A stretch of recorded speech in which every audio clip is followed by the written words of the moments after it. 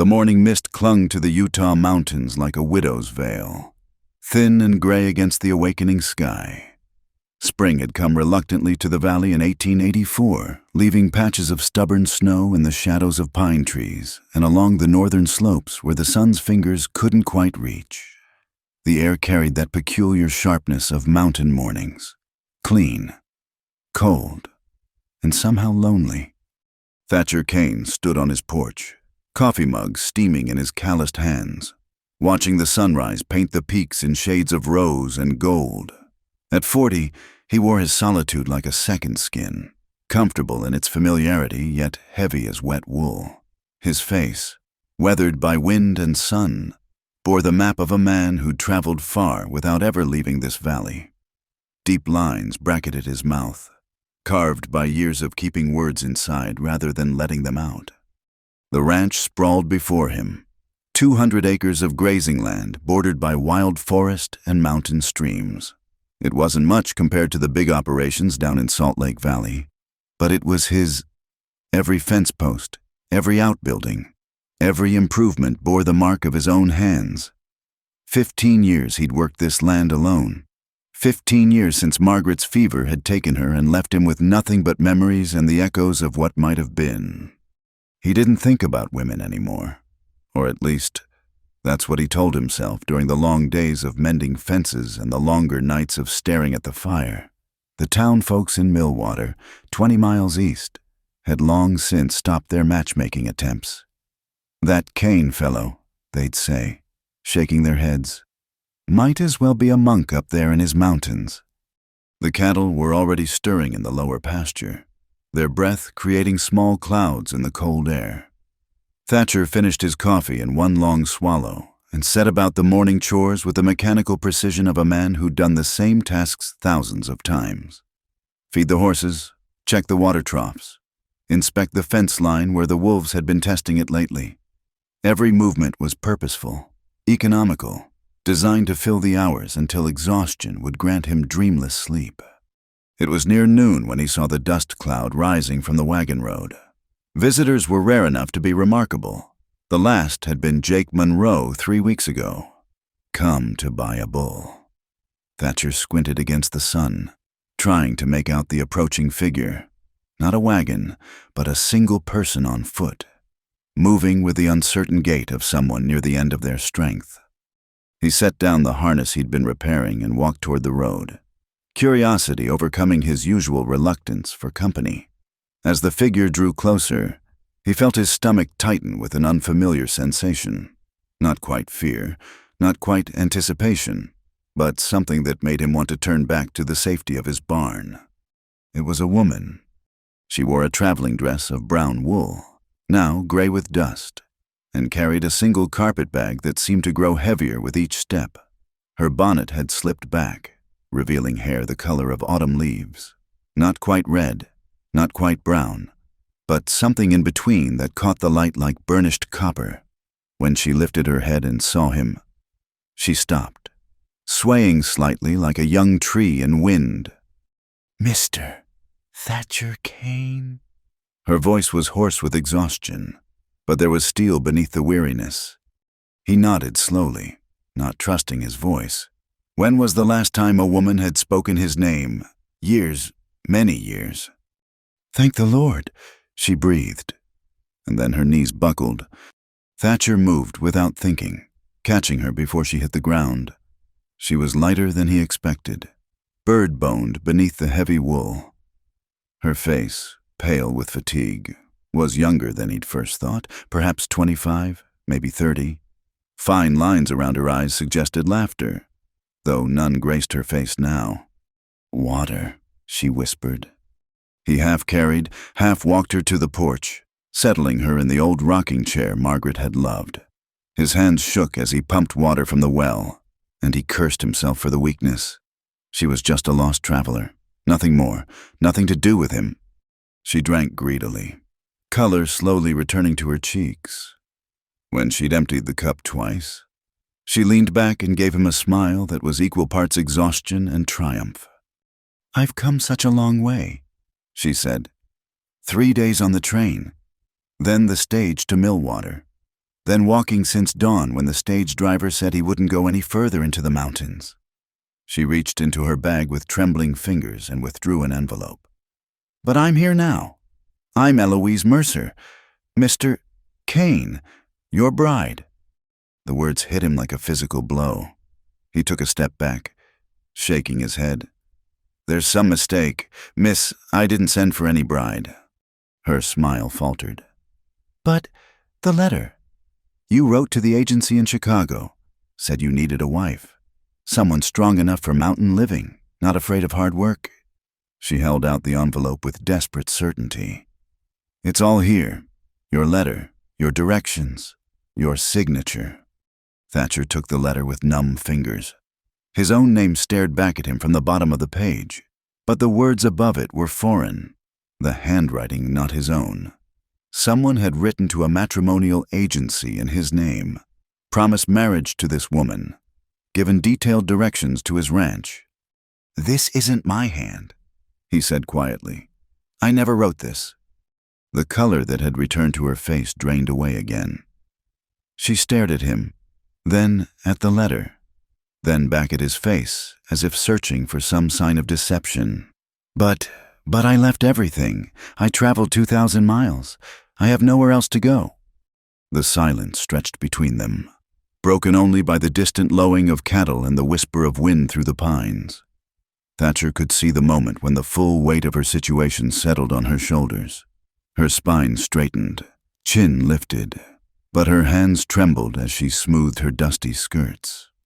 I see, she said with careful dignity. Then I apologize for the intrusion. Mr. Kane, if you could perhaps direct me back to town. It's 20 miles, he said automatically. And there's weather coming. Indeed, clouds were already gathering over the western peaks, the kind that brought spring storms, rain in the valley, snow in the high places. The temperature would drop 20 degrees by nightfall. Then I'd best start walking. She stood, swaying slightly, and reached for her carpet bag. You won't make it. The words came out harsher than he intended. Not in your condition, not with a storm coming. She turned to face him fully then, and he saw something in her eyes that made him think of a wounded animal, proud, desperate, dangerous in its pain. Then what would you have me do, Mr. Kane, camp on your doorstep like a beggar? He ran a hand through his hair, a gesture of frustration he thought he'd outgrown. The safe thing, the smart thing, would be to hitch up the wagon and drive her back to town himself. Let her be someone else's problem. He'd built his solitary life carefully, brick by brick, and he had no intention of letting some strange woman with a forged letter tear it down. But looking at her standing there, chin high despite her exhaustion, clutching that carpet bag like it held everything she owned in the world, which it probably did, he heard himself saying words he immediately regretted.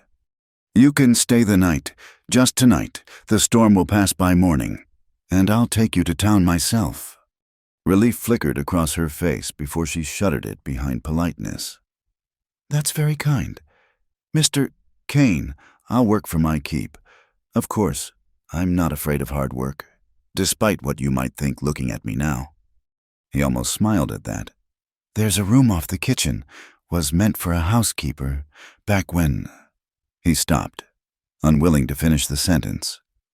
It's clean, you can rest there. As he led her inside, Thatcher tried not to notice how the afternoon light caught in her hair, or how her presence seemed to fill spaces that had been empty so long he'd forgotten they were hollow. The house suddenly felt different with her in it, smaller somehow, yet more alive. The sensation unsettled him deeply. He showed her to the small room, barely more than a closet with a narrow bed and washstand.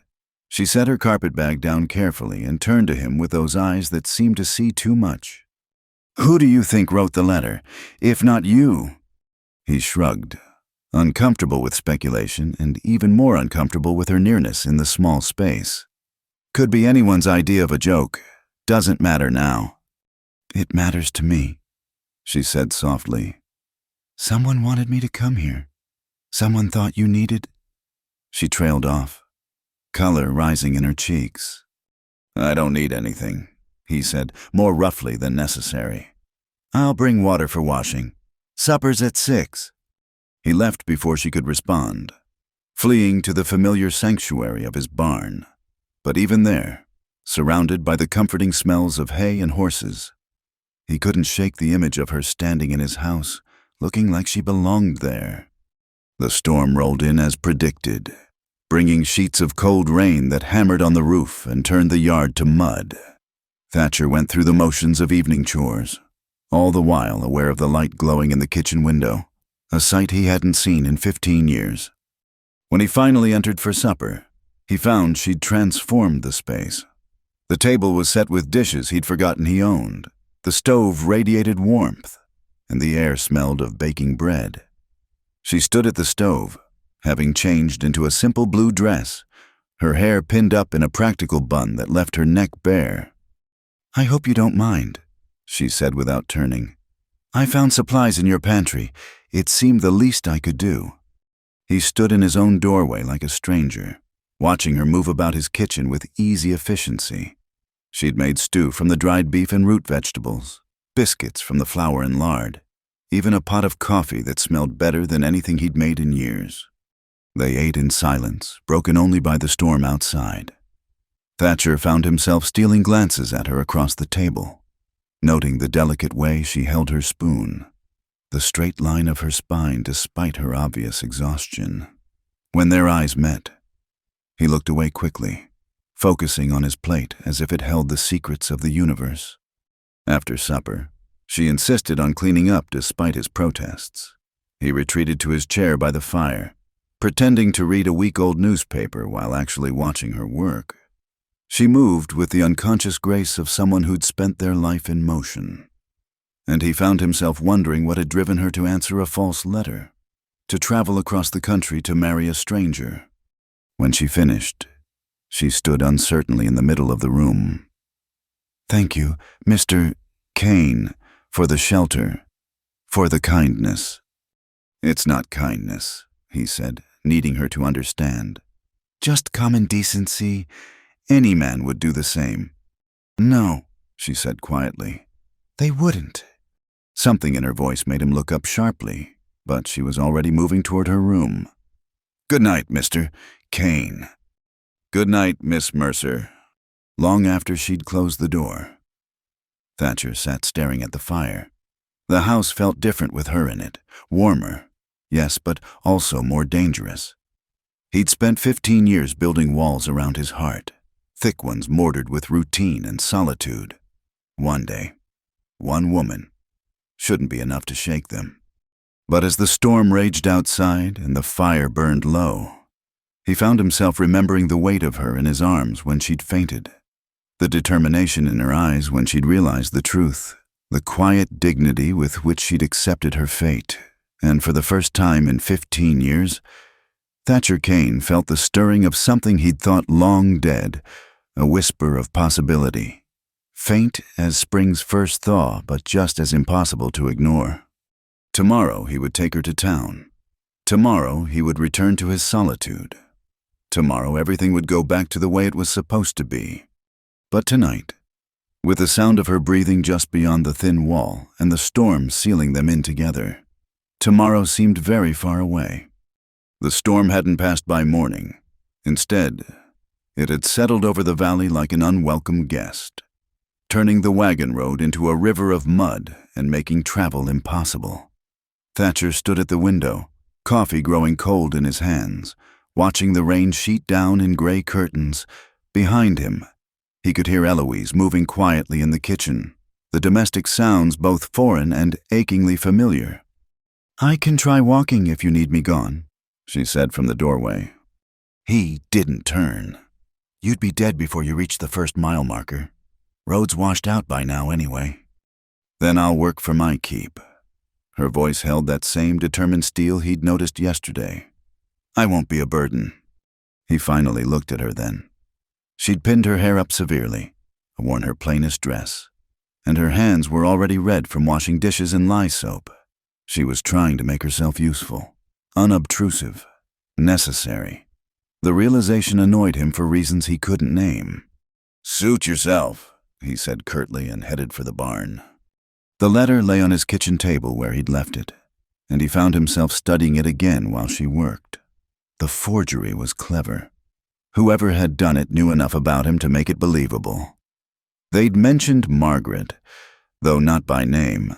They described his ranch accurately, even knew about the wolves that plagued his herds in winter. But why? What kind of joke was this? Mr. Kane. Eloise stood beside him, and he realized he'd been staring at the letter for several minutes. "May I see it again?" He handed it over wordlessly. She studied it with narrowed eyes, tracing the words with one finger. "This paper," she said slowly. "It's from the Millwater General Store. See the watermark?" He looked closer. She was right. There was a faint mark in the corner, the store's stamp they used on their better stationery. "Someone local wrote this?" She continued. "Someone who knows you well enough to forge your signature, who had access to your personal details." She set the letter down carefully. "Someone who thought you needed a wife badly enough to trick one into coming. That's a lot of trouble for a prank." "Maybe it wasn't a prank." She met his eyes directly. "Maybe someone cares about you more than you think." He snorted. "Nobody cares that much." Jake Monroe. The name made him stiffen.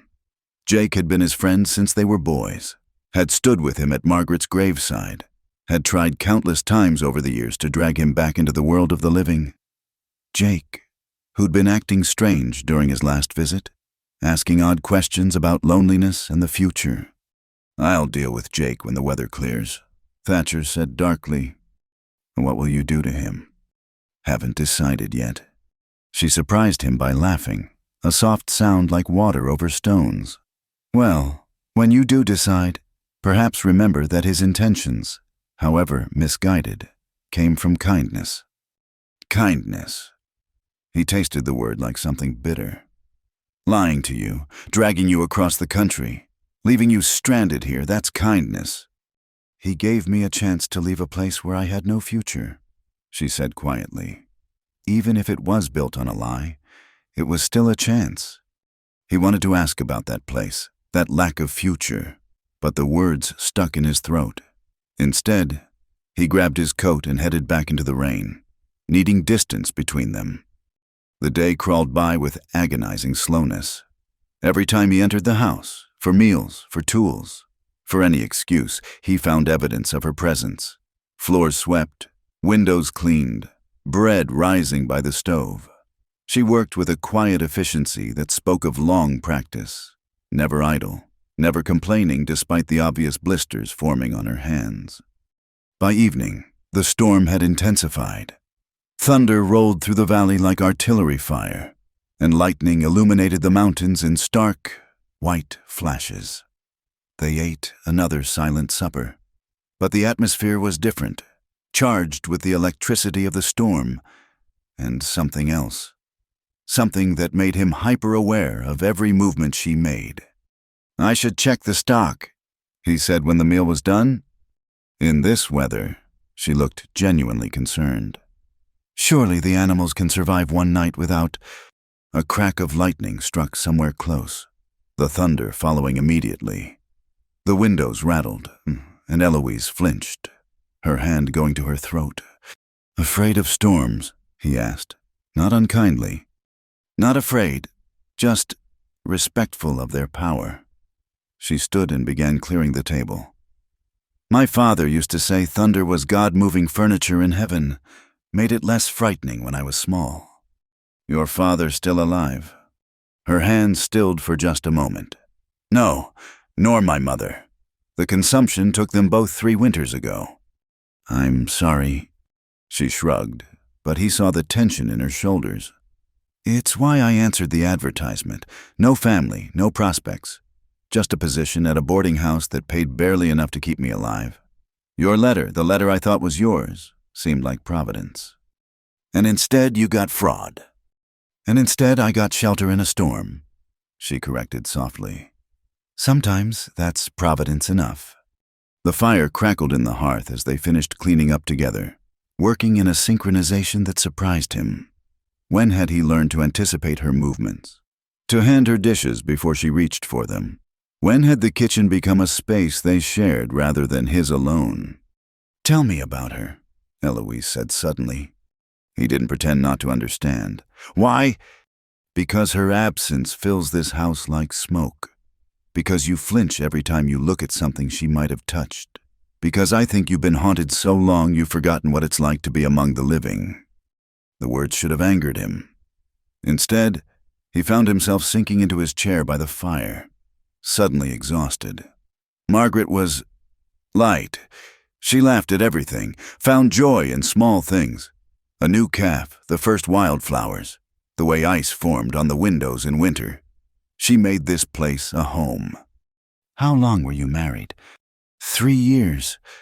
He stared into the flames. 3 years.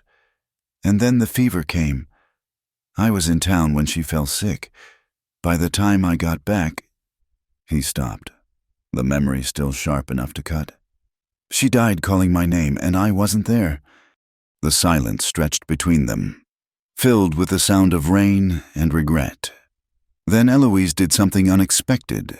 She pulled the other chair closer to his, not touching, just near enough that he could feel her warmth, and sat quietly, offering neither platitudes nor pity, just presence.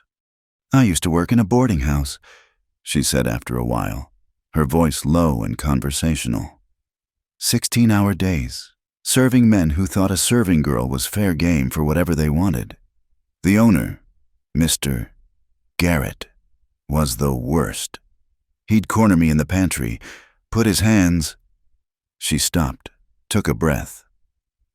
"When I saw that advertisement for a mail-order bride, I thought anything had to be better. A husband, even a stranger, seemed safer than what I was living." Thatcher's hands clenched into fists. "This Garrett, he hurt you." "Not in ways that show." She pulled her shawl tighter. "But yes, he hurt me. Hurt all the girls who worked there. That's why I ran, why I spent every penny I had on train fare to come here. Even if you'd been a cruel man. At least I'd have had the law on my side as a wife, as a serving girl. I had nothing." "You're safe here," he heard himself say, "for as long as you need to be." She turned to look at him then, firelight dancing across her features. "Am I a woman alone with a stranger in the mountains?" "You're safe from me," he clarified, though something in her expression suggested that wasn't what she'd meant. I don't... He stopped, frustrated by his inability to articulate what he meant. "You're safe," he repeated firmly. "I believe you," she said simply, and somehow that trust, freely given, was more troubling than any fear would have been. They sat in companionable silence as the storm raged outside. The fire burned low, and still neither moved to retire.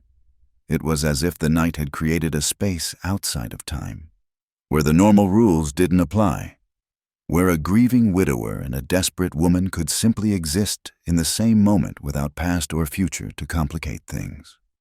"I should go," she finally said when the clock struck 10. "Yes," he agreed, but neither moved. Another crack of lightning, closer this time, and the lamp flickered. In the semi-darkness that followed, he was acutely aware of her breathing, of the small space between their chairs, of the way the firelight caught the copper in her hair. "Thatcher," she said, and his name on her lips was like a key turning in a long-locked door. "What happens when the storm ends?" "I don't know," he admitted. "Will you really take me back to town? And do you want me to..." She was quiet for so long he thought she wouldn't answer. Then, so softly, he almost missed it. "I don't know either." This time when she stood to go, he didn't stop her, but at the doorway to her room, she paused. "That letter may have been a lie," she said without turning around. "But I'm starting to think whoever wrote it might have known something you didn't. Good night, Thatcher." Long after she'd closed the door, he sat watching the dying fire. The storm was beginning to break. gaps appearing in the clouds where stars peeked through. By tomorrow, maybe the day after, the roads would be passable. He would have to make a choice then, send her away or let her stay. 15 years he'd lived with ghosts, comfortable in his solitude, secure in his grief. Now this woman with her quiet strength and hidden wounds had appeared like something out of a fairy tale, brought by deception but staying through necessity. She was nothing like Margaret. Where Margaret had been sunshine, Eloise was moonlight, subtle and mysterious. Where Margaret had filled the silence with laughter, Eloise let it breathe, understanding its value. He rose finally, bones protesting the late hour, and banked the fire for the night. As he passed her door, he heard her moving restlessly, perhaps unable to sleep in a strange place. He paused, hand raised to knock, to ask if she needed anything. But what could he offer her? He was just a broken man in a lonely house, with nothing to give but shelter from storms. He let his hand fall and went to his cold bed, where he lay awake thinking about providence and deception, about the thin line between kindness and cruelty, about the way she'd said his name like it meant something. Outside, the storm began its slow retreat, leaving the world washed clean and new. But inside the house, the tempest was just beginning. The days that followed took on a rhythm neither of them discussed, but both understood. Eloise rose before dawn to start the stove and make coffee. Thatcher would find her there each morning, moving quietly about the kitchen like she'd always belonged in that space. They would nod to each other, a silent acknowledgement of another day's beginning, and go about their separate tasks. She never asked how long she could stay. He never brought up taking her to town. The subject hung between them like morning mist, present but unspoken, waiting for the sun of decision to burn it away. A week passed, then two. The road had long since dried, but neither mentioned it. Eloise proved herself indispensable in ways that had nothing to do with housework. She had a gift with the chickens, coaxing them to lay more eggs than they had in years. She doctored a sick calf with herbs she found growing wild near the stream. She mended clothes he'd forgotten needed mending, organized supplies he hadn't realized were chaos. But it was the small things that undid him, the way she hummed while she worked. Not full songs, just fragments of melody that floated through the house like dust motes in sunlight. The careful way she handled his few books, running her fingers along the spines as if greeting old friends. The fresh wildflowers she placed in an old mason jar on the table, bringing color to the faded kitchen. One evening, he came in from checking the fence line to find her reading by the fire, so absorbed she didn't hear him enter. She'd found Margaret's Bible, the one he hadn't opened in 15 years, and was tracing the pressed flowers between its pages with gentle fingers. Those were hers, he said, his voice rougher than intended. She startled but didn't close the book. Columbines, an Indian paintbrush. She had an eye for beauty. She pressed flowers from every season, said she wanted to keep summer with her through the winter. He moved closer, drawn despite himself. I haven't looked at those in 15 years, Eloise finished softly. She closed the Bible carefully, preserving the fragile blooms. I'm sorry, I shouldn't have. No. The word came out too sharp, and he tried again. No, it's fine. Margaret wouldn't have wanted her things gathering dust. She studied his face in the firelight. Tell me something else about her. Something happy. He almost refused, the old instinct to protect his memories warring with something newer, stranger, the desire to share them. Finally, he sank into the chair across from her. She couldn't cook to save her life, he heard himself say. Burned everything. I mean everything, even boiled eggs somehow. I lived on charcoal and optimism the first year we were married. Eloise's lips quirked. And you survived. She got better. A little. Learned to make 3 things without burning them. Cornbread, bean soup, and apple pie. We ate a lot of those 3 things. A ghost of a smile crossed his face. I built her a new stove, thinking that was the problem. She burned the first meal on that, too. What did you do? Ate it anyway. Told her it was delicious. The memory was bittersweet on his tongue. She knew I was lying, but she kissed me anyway. Said that's what love was, eating burned food and calling it delicious. They fell into comfortable silence, the fire crackling between them. Outside, a wolf howled in the distance, answered by another. The sound that would have once emphasized his isolation now seemed to draw the warm circle of the house tighter. I can cook, Eloise said eventually, a small smile playing at her lips. In case you were worried. I've noticed. He gestured vaguely at his middle. Think I've gained weight these past weeks. Good. You were too thin. She said it matter-of-factly, the way she might comment on the weather.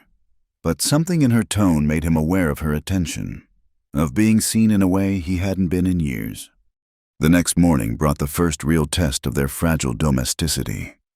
Thatcher woke with a cough that rattled his chest, his head pounding and skin feverish. He tried to ignore it, stumbling out to tend the animals, but by midday he could barely stand. Eloise found him slumped against the barn wall, shaking with chills despite the warm sun. Stubborn fool, she muttered, slipping under his arm to support his weight. How long have you been feeling poorly? I'm fine, he managed through chattering teeth. Of course you are. That's why you're burning up and can barely walk. She guided him toward the house with surprising strength.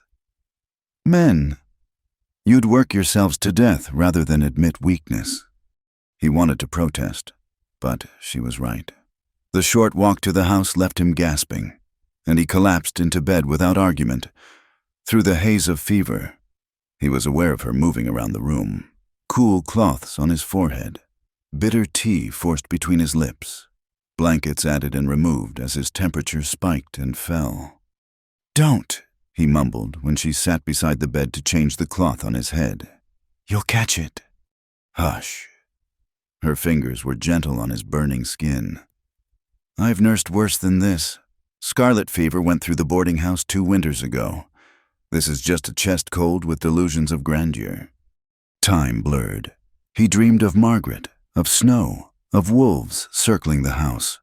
But when he woke, gasping and disoriented, it was Eloise's face that emerged from the darkness, her cool hands that soothed him back to sleep.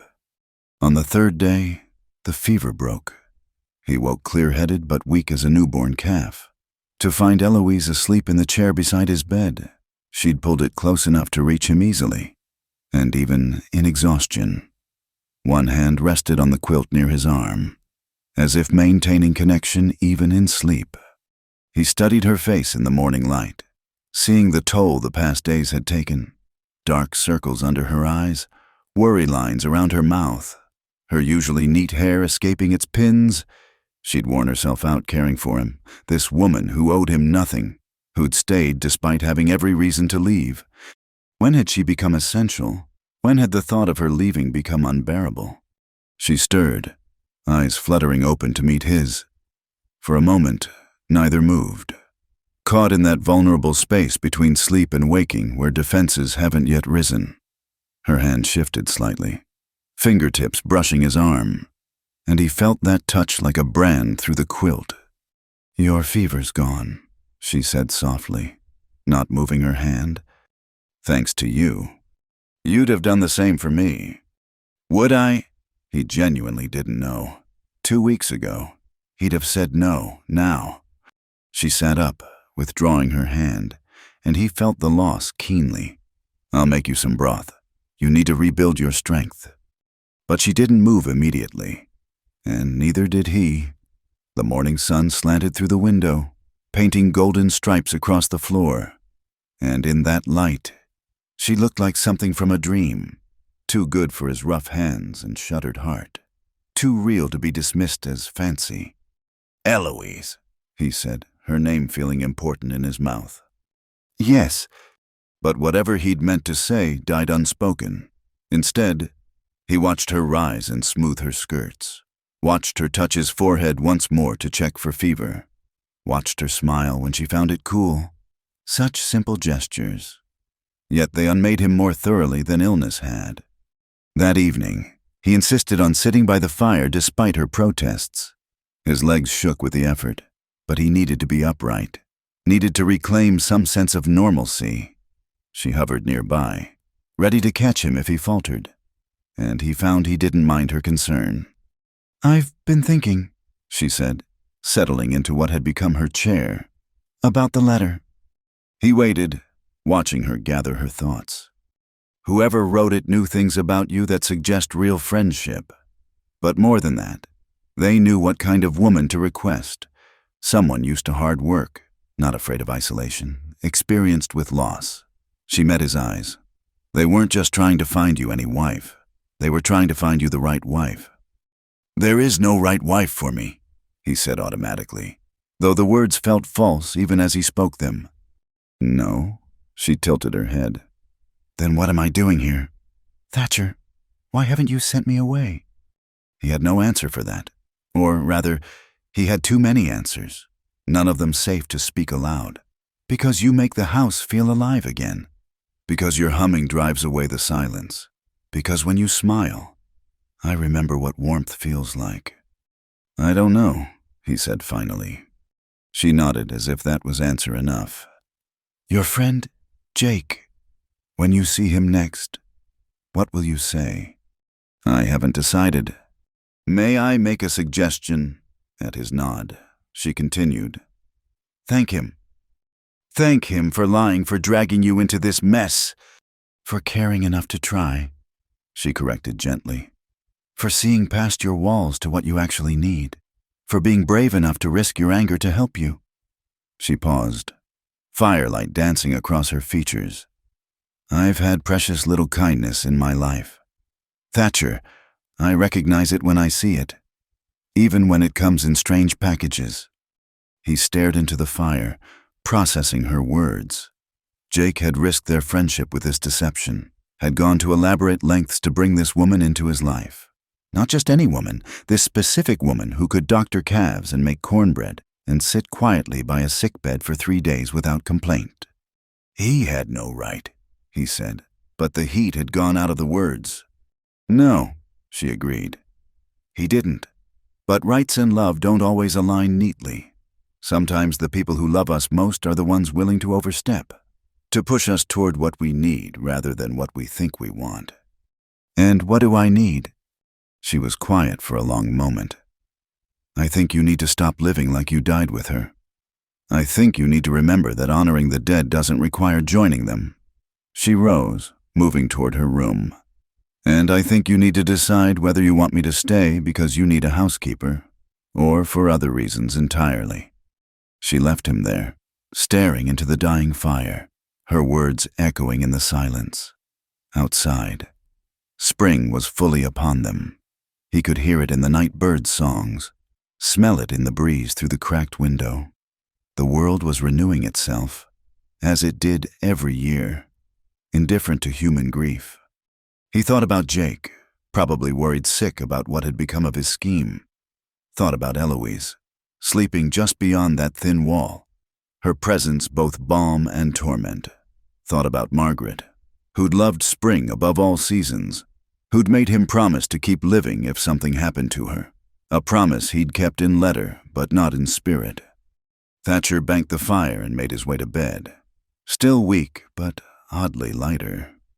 Tomorrow he would need to go to town for supplies. Tomorrow he would have to face Jake, face the questions, face the choice that had been building like storm clouds since the moment Eloise had arrived. But tonight, he simply lay in his bed and listened to the sounds of spring through the window, to the soft movements from the next room that meant he wasn't alone, to the whisper of possibility that grew stronger with each passing day. For 15 years, he'd been a ghost haunting his own life. Now, with a woman's quiet presence and gentle challenges, he was beginning to remember what it felt like to be flesh and blood, heart and hope. It terrified him almost as much as it called to him, this awakening. But like spring itself, it seemed inevitable now that it had begun. The fever returned with a vengeance 3 days later. just when Thatcher had begun to feel himself again. This time it struck Eloise. He found her collapsed by the chicken coop, feed scattered around her like snow, her face flushed and burning. The role reversal might have been ironic if he hadn't been so frightened by how light she felt in his arms, how her head lolled against his shoulder as he carried her inside. "Just a cold," she mumbled, echoing his own stubborn words back at him. "Don't fuss." But this was no simple cold. Her fever climbed throughout the day, and by nightfall she was delirious, calling out names he didn't recognize, speaking of places he'd never been. He did what she had done for him: cool cloths, willow bark tea, constant vigilance. But his hands shook with the unfamiliarity of it all. When was the last time he'd cared for someone like this? Margaret's illness had been too swift, too violent. This slow burn terrified him more. "Papa, I've set the table," she said clearly at midnight, eyes open but seeing nothing. "Mama says supper's ready." Thatcher smoothed her hair back from her burning forehead. "That's good," he said softly. "You did well." She smiled at whatever ghost she saw and settled back into fitful sleep. He stayed in the chair beside her bed, afraid to leave even for a moment. The house felt different with her not empty as it had been before she came, but wrong, like a clock with its hands moving backward. On the second night, her fever spiked dangerously high. She thrashed in the narrow bed, fighting invisible demons, crying out against cruelties he could only imagine. When she screamed, "Don't touch me," in a voice raw with old terror, he understood with sickening clarity just what that boarding house owner had done to drive her across a continent to marry a stranger. "You're safe," he told her, catching her flailing hands gently. "Eloise, you're safe. He can't hurt you here." She stilled at his voice, fingers clutching his desperately. "Thatcher!" "I'm here. Don't let him. Please don't let him." "Never." The word came out fierce as a vow. "I'll never let anyone hurt you again." She pulled his hand to her cheek, holding it there like an anchor. He let her, though the intimacy of it, her fever-hot skin against his palm, her trust even in delirium, shook him to his core. This was what he'd avoided for 15 years, this terrible vulnerability of caring for someone who could be lost. Near dawn, something broke, whether the fever or some invisible barrier he'd built. Thatcher couldn't say. He found himself talking to her, voice low and steady, words pouring out like water through a broken dam. "I built this house for Margaret," he said. "Every board, every nail. Thought if I made it perfect enough, strong enough, nothing bad could touch us here. But death doesn't care about the strength of your walls." His thumb stroked her burning cheek. "After she died, I kept building. Fences, walls, barriers. Kept the world out, kept myself in. Figured if I didn't feel anything, I couldn't lose anything." Eloise's eyes fluttered open, hazy but present. "Did it work?" "Thought it did. Then you arrived with your forged letter and your stubborn chin, and suddenly my walls meant nothing." He attempted a smile. "You just walked right through them like they were made of morning mist." "I'm good at finding cracks," she whispered. "Had to be. To survive." "Tell me." He needed to understand her like she'd understood him. Needed the exchange of truths in this dark hour before dawn.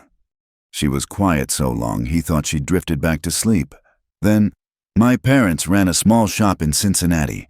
Good people, church-going, respectable. When they died, their debts died with them. I had nothing. No inheritance, no family, no skills beyond keeping house. The boarding house was the only place that would hire me without references." She paused, gathering strength. "Mr. Garrett was a pillar of the community, went to church every Sunday, donated to charity, had a wife and 3 daughters. No one would have believed." She trailed off, fingers tightening on his hand. "The other girls and I, we protected each other when we could, but sometimes there was no protection to be had. Sometimes you just endured and saved your pennies and prayed for escape." How long? His voice was rough. 2 years. 2 years of dodging his hands, of locks that didn't work, of being told I should be grateful for the position. A tear slipped down her fevered cheek. When I saw that advertisement for a mail-order bride, I would have married the devil himself to get away. Instead, you got me, Thatcher said quietly. Instead, I got a good man who's forgotten he's good, she corrected. A man who catches fainting women and gives them shelter, who stays by sick beds and makes promises of protection he means to keep. How do you know I mean to keep them? She turned her face more fully into his palm, and he felt her smile. Because you're still here, holding my hand at 4 a.m, telling me secrets you've never told another soul. The truth of it hit him like cold water. He was still there. After years of running from connection, he was sitting in a dark room, hand cupping a sick woman's cheek, feeling like his chest might crack open from the terrifying sweetness of it all. Sleep, he told her. I'll be here when you wake. Promise? I promise. This time when she slept, it was peaceful. The fever broke near noon, leaving her weak but lucid. Thatcher helped her sit up, supported her while she sipped broth, felt the knot in his chest loosen with each sign of returning strength. I must look a fright, she said, attempting to smooth her tangled hair. You look alive, he said. That's all that matters. She studied his face, seeing the exhaustion he couldn't hide. You stayed with me the whole time. You did the same for me. That was different. She had no answer for that, or perhaps too many answers. Instead, she let him help her to the chair by the window, let him wrap Margaret's quilt around her shoulders. Another first, another wall crumbling. I remembered some things, she said carefully. From the fever. Did I tell you about the boarding house? Yes. She closed her eyes. I never meant to burden you with that. It's not a burden. He knelt beside her chair, a position that would have seemed impossible weeks ago. Eloise, look at me. She did, reluctantly. What he did to you, that shame is his, not yours. And if he ever comes near you again, he'll answer to me for it. He won't. Cincinnati is a world away. She touched his face lightly, mirroring his gesture from the night before. But thank you for the thought. He caught her hand, held it against his cheek for a moment before prudence reasserted itself. Standing, he cleared his throat. You should rest, real rest, in a proper bed. I'll help you back to your room. Thatcher, her voice stopped him at the door. What happens when I'm well? We can't keep pretending this is temporary. He thought about their conversations in the dark, about promises made and truths exchanged, about 15 years of ice beginning to thaw under the warmth of her presence, about Jake's letter that had brought her here, deception yielding to something that felt increasingly like destiny. No, he agreed. We can't. Then what do we do? He met her eyes across the room. This woman who'd walked into his life by mistake and made it feel like home again. I don't know, but maybe that's enough for now, just knowing we need to decide. She nodded slowly. Maybe it is. Over the next days, she recovered with the resilience he'd come to expect from her. But something had shifted between them in those dark hours of sickness and vigil. They moved around each other with new awareness, caught themselves staring, found excuses to brush hands over shared tasks. The walls he'd built so carefully were crumbling faster now, and Thatcher found he no longer wanted to shore them up. When Eloise smiled at him over morning coffee, when she hummed while hanging laundry, when she read by the fire in the evenings, each moment was another stone removed from his fortress, another step toward something terrifying and wonderful. On the 5th day after her fever broke, she was strong enough to walk with him to check the fence lines. Spring had exploded across the valley in their distraction, painting the meadows with wildflowers and filling the air with birdsong. They walked in comfortable silence, her hand occasionally brushing his arm for balance on the uneven ground. It's beautiful here, she said, pausing to look across the valley. I can see why you never wanted to leave. Margaret loved the springs, he found himself saying. said they made the winters worthwhile. She was right. Eloise bent to pick a handful of columbines, the same flowers pressed in the Bible. Do you think she'd mind my being here? The question he'd been avoiding, asked with typical directness. Thatcher considered it seriously, thinking of Margaret's generous heart, her constant efforts to draw him out of his natural reserve, her dying wish that he not spend his life alone. I think, he said slowly, she'd be furious with me for taking 15 years to let someone else in. And I think she'd like you. You're both stronger than you look. Eloise smiled, tucking a flower behind her ear. That might be the nicest thing you've said to me. I'm out of practice with nice things. Maybe it's time to practice again. They stood there on the hillside, spring breeze carrying the promise of summer, everything unsaid hanging between them like morning glory vines. Fragile, beautiful, reaching toward the light. That night, Thatcher lay awake thinking about fever dreams and truths told in darkness, about the woman sleeping peacefully in the next room, about the choice that pressed closer with each passing day. He'd touched her face, held her hand, made promises his younger self would have thought impossible. The careful distance he'd maintained for 15 years had collapsed in a handful of weeks, leaving him exposed and raw and more alive than he'd felt since Margaret's death. Tomorrow he would go to town. Tomorrow he would face Jake and the truth behind the letter.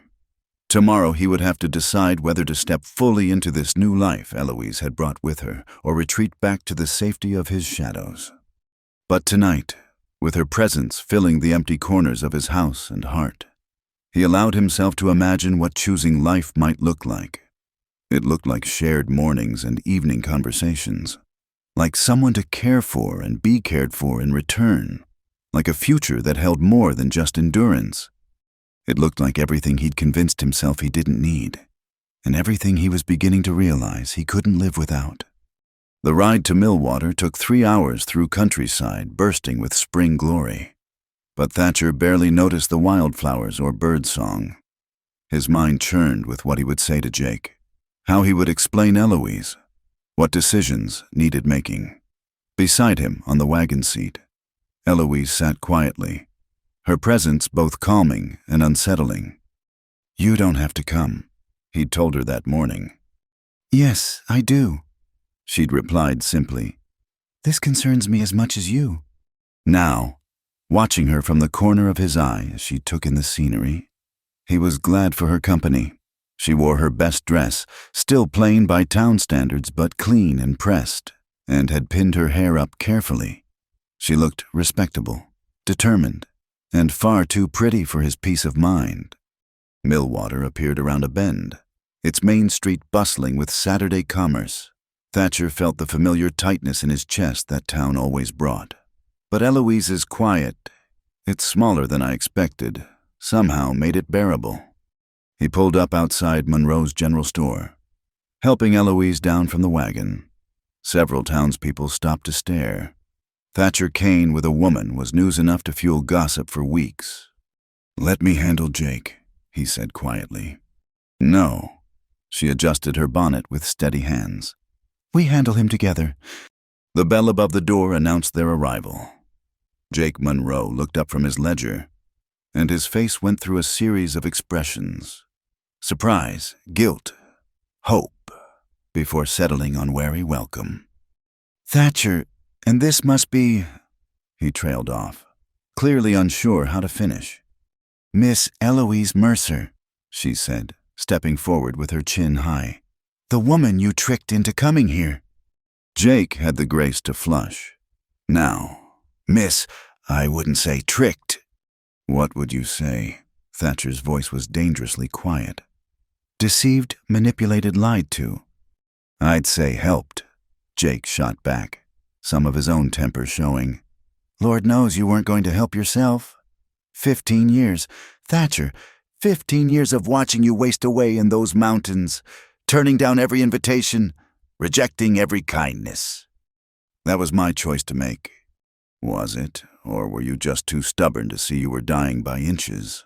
Jake came around the counter. 15 years of frustration finally boiling over. Margaret wouldn't have wanted— "Don't!" Thatcher's fist clenched. "Don't you dare invoke her name to justify this. Someone has to— You certainly won't. You act like saying her name will summon lightning." Jake turned to Eloise. "I'm sorry for the deception, Miss, truly. But I couldn't watch him fade away anymore. When I heard about the matrimonial agency in Chicago, it seemed like Providence." "Providence," Eloise repeated softly.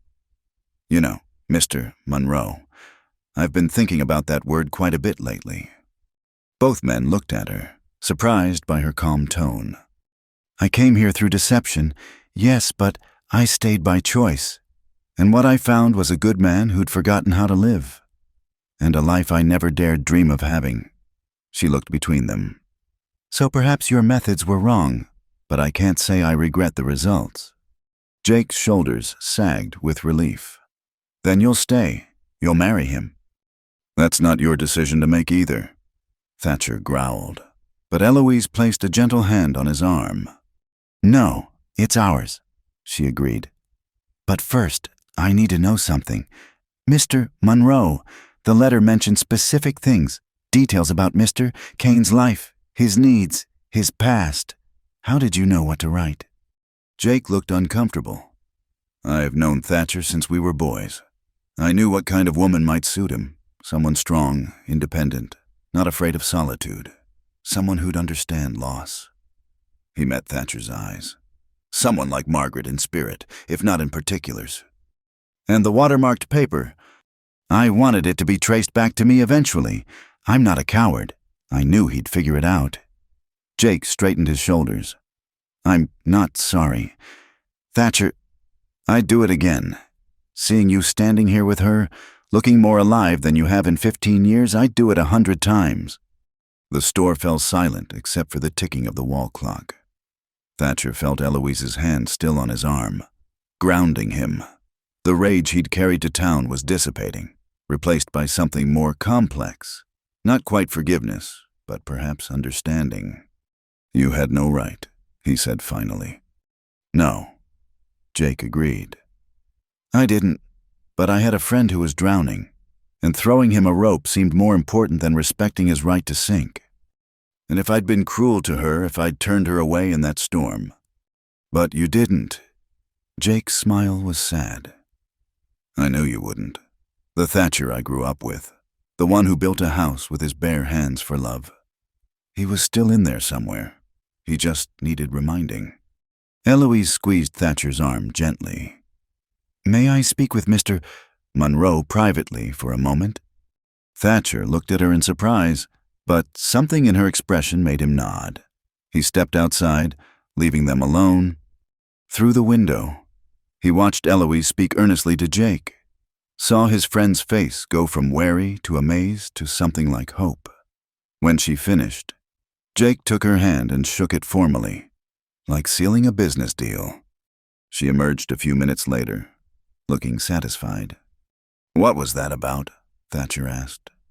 "Woman's business," she said primly, then ruined it with a small smile. "I'll tell you later. Right now, don't we have supplies to buy?"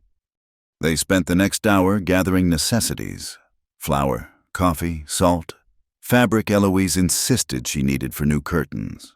The normalcy of it, shopping together like an established couple, made Thatcher's chest tight with unnamed emotion. At the fabric counter, she held up different patterns for his opinion, and he found himself actually caring whether she chose the blue flowers or the yellow. Word of their presence had spread. By the time they loaded the wagon, half the town had found reasons to walk by, staring at Thatcher Kane's mysterious woman. Some looks were curious, others suspicious, a few openly hostile. "Is she the one from the boarding house?" Thatcher heard Mrs.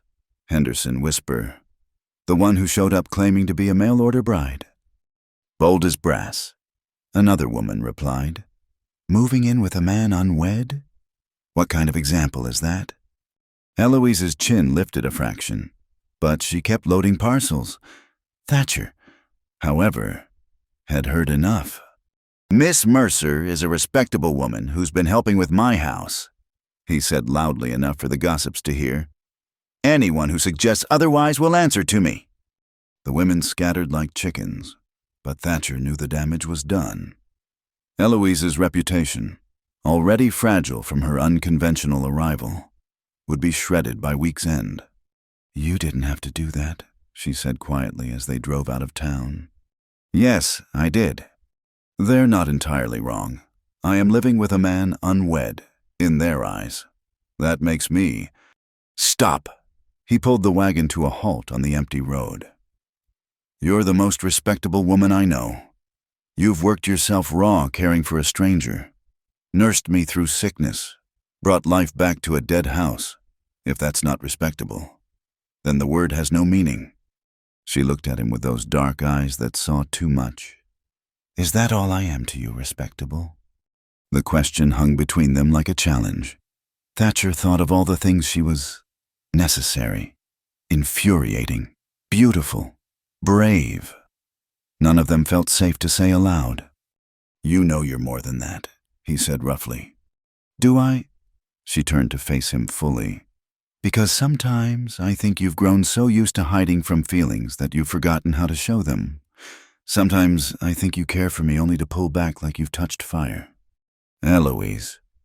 "I told Jake I'd give you 1 month," she interrupted. 1 month to decide if you want me to stay permanently or go. I won't live in limbo forever. Thatcher, I've had enough uncertainty in my life." A month. The deadline felt both too long and far too short. To court me properly, to decide if what's between us is real or just proximity and loneliness, to figure out if you can truly let someone in again. She smoothed her skirts with hands that trembled slightly. "And if, at the end of that month, you can't choose me, really choose me, not just tolerate my presence, then I'll leave. Jake promised to help me find respectable work in Salt Lake City. That's what you discussed with him." "Among other things." She faced forward again. "I know you didn't ask for any of this. Neither did I, but here we are. And we both deserve clarity." Thatcher clicked to the horses, and they resumed their journey. His mind raced with the implications of her ultimatum. A month to overcome 15 years of carefully constructed solitude. A month to decide if he could risk his heart again. A month to learn how to be half of something instead of stubbornly whole. "What does courting properly mean to you?" he asked finally. A small smile played at her lips. "I suppose we'll both have to figure that out. But perhaps it starts with talking to each other instead of around each other. With sharing meals as companions rather than polite strangers. With—" She paused, color rising in her cheeks. "With admitting what we feel instead of hiding from it." "I don't know if I remember how to do any of that."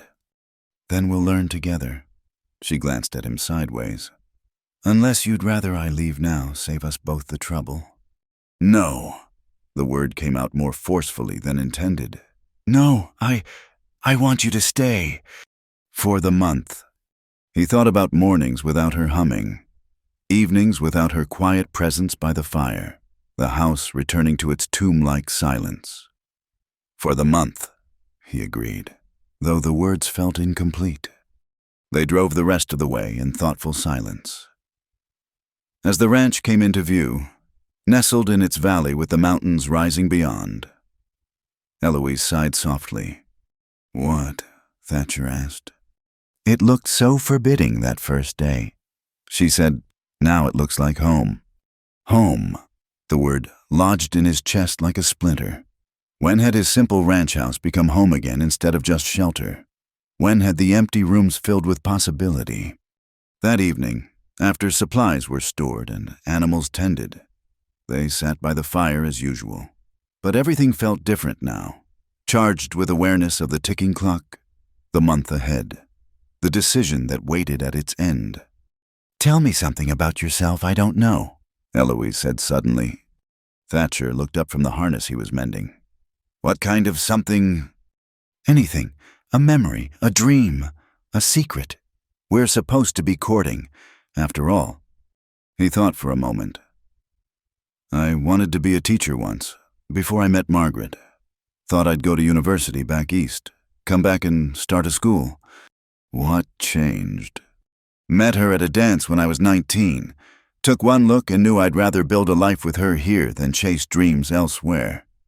He smiled at the memory. Never regretted it. Do you think about it now, teaching? Sometimes. There's talk of starting a school in Millwater. They've asked me to help. He shrugged. Always said no before. And now? He met her eyes across the flickering light. Now I'm starting to think saying no to everything isn't the same as being faithful to the past. She smiled, the soft one that made his chest tight. That's a very teacherly observation. Your turn. He said, tell me something. I can play piano, she offered. My mother taught me before she died. I haven't touched one in 3 years, but my fingers still remember. There's an old piano in town, at the church. Maybe...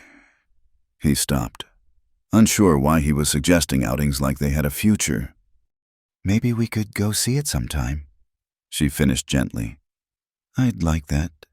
The fire crackled between them, and Thatcher felt the shift like a key turning in a lock.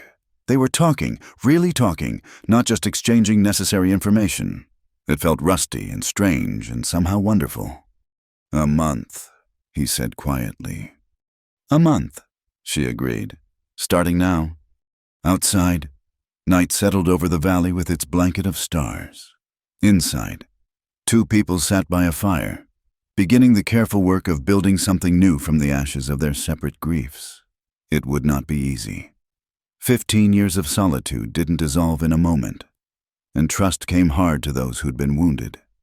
But for the first time in longer than he could remember, Thatcher Kane found himself hoping, not the desperate hope of youth or the blind hope of innocence, but the careful, precious hope of someone who had lost everything and discovered that life might still hold surprises worth staying for. A month, it seemed both forever and no time at all. But perhaps it was enough to begin. 2 weeks into their courtship month, Thatcher drove Eloise to Sunday service in Millwater. It was her idea. People need to see us together respectably, she'd said, but he suspected it was also her way of facing down the gossips who'd whispered about her that day at the store. She wore her best dress, the brown wool she'd arrived in but freshly cleaned and pressed, with a new collar she'd sewn from the fabric they'd bought. Her hair was pinned up properly, her back straight as they entered the small white church. If she heard the whispers that followed their progress down the aisle, she gave no sign. Thatcher hadn't been inside a church since Margaret's funeral. The familiar smells of beeswax and hymn books made his chest tight. But Eloise's hand on his arm kept him grounded. They sat in a middle pew, not so far back as to seem ashamed, not so far forward as to court attention. Reverend Daniels, old now but still commanding in his pulpit, seemed pleased to see them. His sermon on redemption and second chances felt pointed, though his eyes were kind when they landed on Thatcher. After service, the congregation milled about outside, everyone pretending not to stare at the hermit rancher and his mysterious woman. Some of the bolder souls approached, Jake and his wife Sarah first, offering genuine welcome. Miss Mercer, Sarah said warmly, taking Eloise's hands.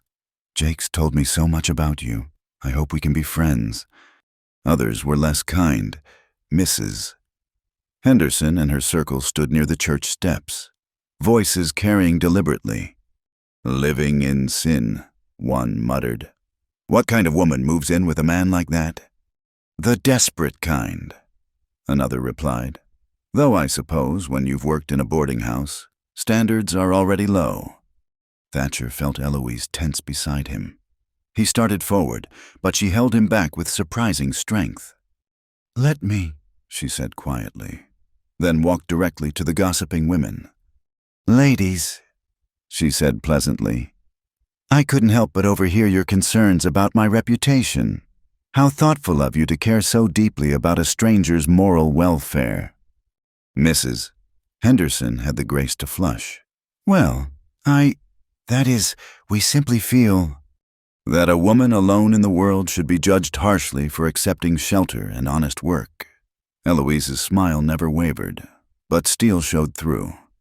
Or perhaps you feel that Mr. Kane, who's lived above reproach for 15 years in grief, suddenly became a libertine the moment I appeared. Now see here, one of the women started. No, you see here. Eloise's voice remained calm, but command rang through it. I came to this territory through unusual circumstances. Yes, but I've worked honestly, lived modestly, and harmed no one. If you find that scandalous, perhaps the fault lies not in my actions but in your minds. She turned to Mrs. Henderson directly. I believe your husband sells grain to Mr. Kane. Such a profitable arrangement. It would be unfortunate if he had to find another supplier because his wife couldn't keep a civil tongue. The threat, delivered so sweetly, landed perfectly. Mrs. Henderson paled, remembering that Thatcher was one of her husband's best customers. We meant no offense, she stammered. How wonderful. Then I'm sure we'll hear no more whispers about matters that don't concern you. Eloise smiled brilliantly. Such a lovely sermon today. Wasn't it all about minding the beam in our own eye before the mote in our neighbor's? Good day, ladies. She swept back to Thatcher's side, leaving the gossips speechless. Jake let out a low whistle. Remind me never to cross her, he muttered to Thatcher. She's magnificent, Sarah breathed. Oh, Thatcher, please keep her. Thatcher couldn't speak. He'd watched Eloise transform from the gentle woman who kept his house to something fierce and protective, defending not just herself, but him. No one had stood up for him like that since Margaret died. On the ride home, she was quiet, the adrenaline of confrontation fading into thoughtfulness. I'm sorry if I embarrassed you, she said finally. Embarrassed. He pulled the wagon to a stop, needing to face her fully. Eloise, I've never seen anything like that. I've had practice. The boarding house taught me that bullies only understand strength. She smoothed her skirts nervously. But this was different. They weren't just attacking me. They were insulting you, suggesting you were somehow less because of my presence. I couldn't bear it. Why? The word came out rougher than intended. She looked at him then, really looked at him, and he saw everything in her eyes, the growing feelings, the fierce protectiveness, the hope she was trying to contain. You know why, she said softly. He did know, had known since she'd nursed him through fever, since she'd stood up to Jake, since she'd made his empty house feel alive again. But knowing and acknowledging were different things, and the latter still felt like stepping off a cliff. Eloise, he started, stopped, tried again. This month, this courtship, it's harder than I thought it would be. Her face fell. I see. You want me to leave sooner? No. He caught her hand without thinking. No, that's not. It's harder because I can feel myself changing. Feel the walls coming down. Every day you're here, every conversation we have, every time you smile at me over breakfast. It all makes me want things I'd convinced myself I couldn't have. What things? Her fingers tightened on his. A future companionship. Someone to build a life with instead of just enduring one. He forced himself to meet her eyes. You. She made a soft sound, half laugh, half sob. Oh, Thatcher, you impossible, wonderful man. Don't you know I want those same things? But you deserve better than a broken-down rancher who's forgotten how to be human. Stop. She placed her free hand against his cheek. You're not broken, wounded, yes, cautious, certainly, but not broken. And you're remembering how to be human just fine. He leaned into her touch, allowing himself that moment of weakness. Or perhaps it wasn't weakness at all. Perhaps letting someone care for you took its own kind of strength. A sound made them both look up. 3 riders were approaching from the direction of town, moving fast. As they drew closer, Thatcher recognized them as some of the rougher elements from Millwater men who spent their days drinking and their nights making trouble. Well, the leader, a man named Bart Hutchins, called out, "The hermit and his woman? Ain't this cozy?" Thatcher moved subtly, placing himself between Eloise and the riders. "Hutchins, you boys are a long way from town." "Free country, ain't it?" Hutchins spat tobacco juice near the wagon wheel. "Heard your woman gave Mrs. Henderson what for at church. Uppity thing. Ain't she?" Miss Mercer spoke only truth, Thatcher said evenly. "If folks found it uncomfortable, that's their problem." "Miss Mercer," one of the other riders mocked. "That what we're calling boarding house girls now."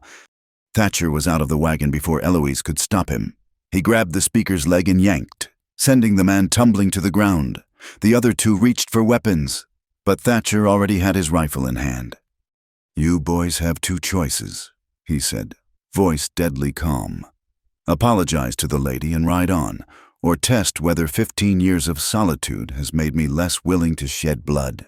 Choose quickly." Hutchins raised his hand slowly. "Now, Kane, no need for violence. Boys were just having some fun." "Apologize." Thatcher cocked the rifle. "Now."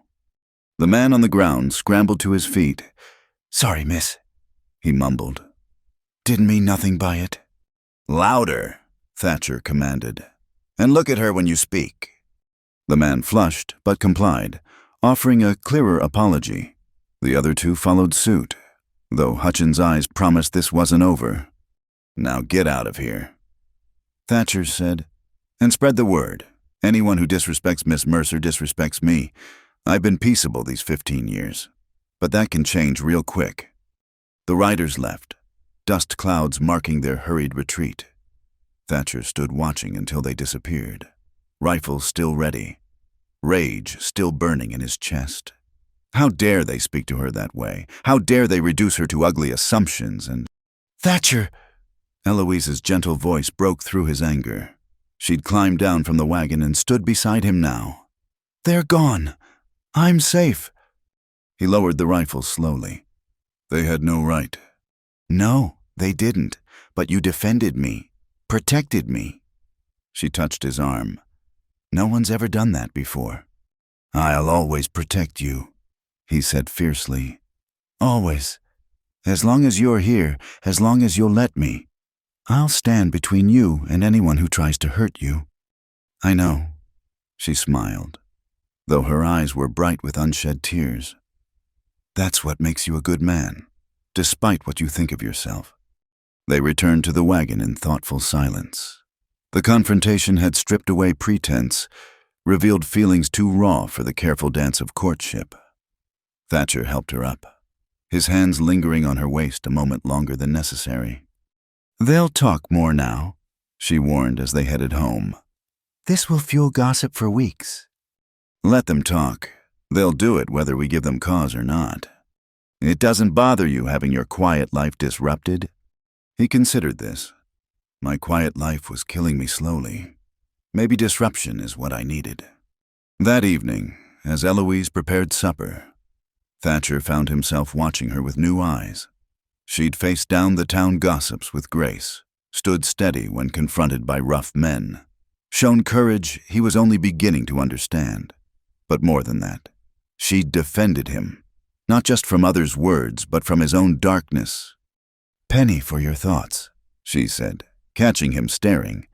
"Thinking about courage," he admitted. "How you have more of it than any soldier I've known." She laughed, but it had a bitter edge. "It's not courage, it's survival. When you've been powerless, you learn to grab power where you can find it, even if it's just in words." "Is that what you were doing, grabbing power?" "No."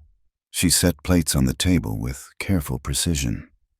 "I was protecting what matters to me. This place, this life." She paused, then added quietly, "You." The simple admission hung between them like a confession. Thatcher stood, moving to where she stood by the stove. He wanted to touch her, to bridge the careful distance they maintained. but old habits died hard. "I matter to you," he said, not quite a question. "You know you do." She turned to face him, and they were close enough that he could see the gold flecks in her brown eyes. "Just as I know I matter to you, even if you can't say it yet." "Eloise." "You have 2 more weeks," she interrupted gently. 2 weeks to decide if mattering is enough. If you can let yourself have this, I won't push, but I won't pretend either, not after today." She moved past him to finish setting the table, leaving him standing there with his heart hammering against his ribs. 2 weeks. How had a month seemed like so much time, now it felt like nothing, like trying to hold water in cupped hands. They ate quietly, but the silence was full of unspoken words and careful glances. When their fingers brushed passing the bread, neither pulled away. When she smiled at something he said, he let himself smile back. Small surrenders, tiny victories in his war against solitude. After supper, instead of retreating to separate corners, they sat together by the fire. Eloise had found a book of poetry on his shelves, another of Margaret's things he'd never had the heart to remove, and asked if she could read aloud. "If you like," he said, though poetry had never been his strong suit. She read in her clear voice, verses about love and loss, about seasons changing and hearts mending. The words washed over him like water over stones, smoothing the rough edges of the day. When she reached a particularly moving passage about second chances, her voice caught slightly. "Sorry," she said, it's beautiful." "Keep reading," he urged, surprising himself. "Please." She did, and he closed his eyes, letting her voice fill the spaces that had been silent too long. This was what he'd been missing, not just another person in his house, but someone to share the small moments with. Someone who made poetry sound like music, who faced down bullies without flinching, who looked at him and saw not a broken widower, but a man worth defending. When she finally closed the book, full dark had fallen outside. The fire burned low, casting dancing shadows on the walls. "Thank you," he said, "for today, for standing up to those women, for staying steady when Hutchins showed up, for seeing me as worth protecting." "Oh, Thatcher." She set the book aside and surprised him by reaching for his hand. "You're worth so much more than protection. You're worth fighting for, worth waiting for, worth believing in even when you don't believe in yourself." He turned her hand over in his, marveling at how small it was, how soft despite the calluses from work. "I'm trying, Eloise. I want you to know that I'm trying to be the man you see when you look at me." "You already are," she said simply. "You just need to see it too." They sat holding hands as the fire died to embers, neither willing to break the spell. Outside, night creatures called to each other across the valley. Inside, 2 wounded souls continued their careful dance towards something that might, with luck and courage, become love. 2 weeks left. Thatcher had faced down storms, wolves, the death of dreams, but nothing had prepared him for this, for hope returning like spring after endless winter, for a woman who made him want to live instead of just survive. He squeezed her hand gently, a promise without words. She squeezed back, understanding without explanation. Whatever came next, they would face it together. The morning was crisp with the promise of rain when Eloise found the photograph. She had been cleaning the unused parlor, a room Thatcher had kept closed since Margaret's death, when a small frame fell from behind a dusty shelf. The image was slightly faded but clear, a young couple on their wedding day, the woman radiant with joy, the man looking at her like she hung the stars. "Margaret," she breathed, recognizing the younger version of Thatcher immediately. His wife had been lovely, delicate features, bright eyes, a smile that seemed to light up the photograph itself. "You found it." She turned to find Thatcher in the doorway, his face unreadable. She hadn't heard him come in from the morning chores. "I'm sorry," she said quickly. "It fell when I was dusting. I didn't mean to pry." He crossed the room slowly. taking the photograph with careful hands. Our wedding day, summer of '69. Her father said she was too young, but Margaret always got her way. A sad smile crossed his face. She said life was too short to wait for happiness. She was right. Was she? He set the photograph on the mantel, adjusting it precisely. She got 3 years. 3 years of happiness before the fever took her. 3 years of joy is more than many people get, Eloise said gently. Would you trade those years to avoid the pain that followed? He was quiet for a long moment. I used to think I would. Those first years after, I'd have done anything to stop the hurt, but now, he looked at her, and something shifted in his expression. Now I think she was right. Life is too short to wait. The air between them seemed to thicken. Eloise was acutely aware of how close they stood, of the way the morning light caught in his gray eyes, of the photograph watching them like a blessing. Tell me about her, she said softly. Not the pain of losing her, but the joy of knowing her. Thatcher moved to the window, gazing out at the mountains. She sang all the time, couldn't carry a tune in a bucket, but that never stopped her. She'd sing while cooking, while gathering eggs, while walking to town, said silence was wasted when there were songs to fill it. What else? She was afraid of mice, terrified. This woman who'd faced down a bear to protect her chickens would stand on a chair shrieking if a mouse ran across the floor. He chuckled at the memory. I must have built a dozen different traps trying to keep them out of the house. Did it work? No, but she kissed me every time I tried, so I kept building them. Eloise smiled, picturing it. She sounds wonderful. She was... He turned from the window to face her. But so are you. Different, but no less wonderful. The compliment, so direct and unexpected, made her breath catch.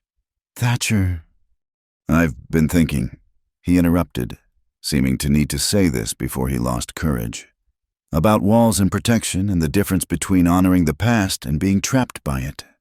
He moved closer, close enough that she could see the pulse jumping in his throat.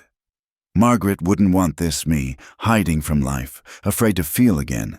She'd be furious with me. What would she want? For me to be happy, to find love again, to fill this house with laughter instead of shadows. His hand rose as if to touch her face, then fell. To stop being afraid of losing something before I even have it. Are you still afraid? Terrified, he admitted. But I'm more afraid of losing you. These past weeks, watching you make this place a home again. Seeing you stand up to the town gossips. Having you beside me. I can't go back to the silence. Eloise, I won't. She stepped closer, eliminating the careful distance between them. Then don't. This time when his hand rose, he didn't let it fall. His fingers brushed her cheek, feather-light, as if she might disappear at a firmer touch. That first day, when you fainted in my arms, I felt something crack inside me, like ice breaking on a frozen river. Every day since, the cracks have spread. Is that bad? No. His thumb traced her cheekbone with infinite gentleness. It's like coming back to life, painful and wonderful and absolutely necessary. She covered his hand with hers, pressing it more firmly against her cheek. I know the feeling. They stood there, frozen in a moment of possibility. When thunder rolled across the valley, the promised rain began. Gentle at first, then stronger, drumming against the windows like impatient fingers. We should check the animals, Eloise said, though neither moved. They're fine. Brought them in earlier when I saw the clouds building.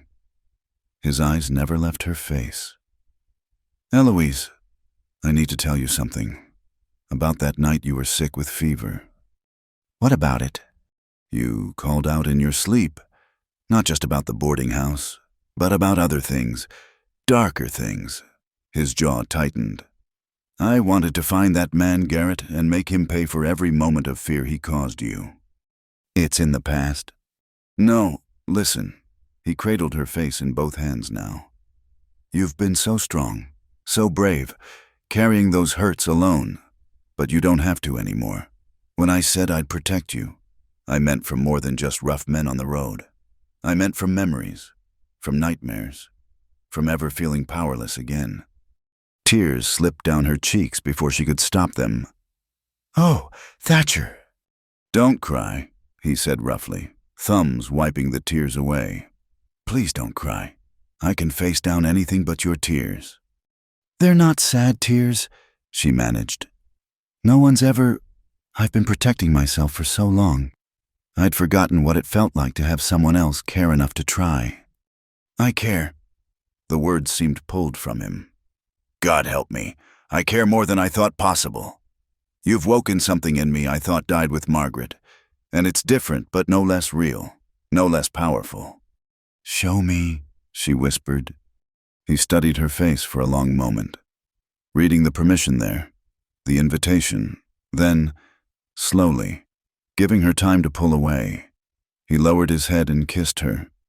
It was gentle, almost hesitant, the kiss of a man who'd been alone so long he'd forgotten the steps to this dance. But when she responded, pressing closer, threading her fingers through his hair, 15 years of careful control shattered like glass. He deepened the kiss, one arm wrapping around her waist to pull her against him, the other hand still cradling her face like something precious. She made a soft sound of surprise and pleasure, and he felt it through his entire body like lightning. When they finally broke apart, both breathing hard, the world had shifted on its axis. Thatcher rested his forehead against hers, eyes closed, trying to process what had just happened. "I'm sorry," he said roughly. "I didn't mean to. If you apologize for kissing me, Thatcher Kane, I'll never forgive you." She interrupted. He laughed, surprising them both. "Then I'm not sorry, not even a little." "Good." She pulled back enough to see his face, her own flushed and eyes bright. "Because I've been waiting weeks for you to do that." "You have?" "Since the night you held my hand during the fever. Maybe before." She smoothed his shirt where she'd clutched it. "I told myself I was being foolish, that you were still too caught in grief to see me as more than a convenient housekeeper." "You've never been convenient," he said wryly. "Convenient would have been staying closed off, safe, alone. You've been necessary, essential, the most beautiful inconvenience that ever walked into my life." She kissed him again, brief but sweet. "I need to know something. Is this because the month is almost over?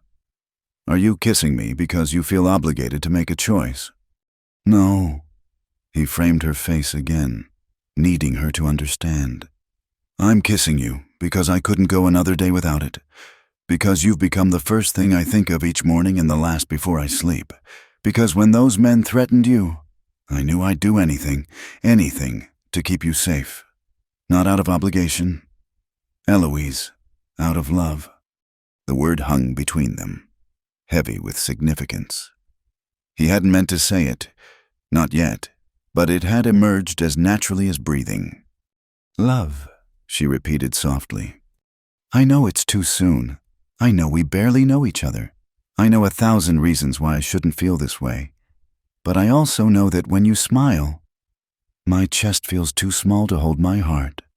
When you're in danger, I become someone I thought I'd buried. When you're gone from a room, the light goes with you." He laughed shakily. "If that's not love, I don't know what else to call it." "Call it whatever you want," she said, tears flowing freely now.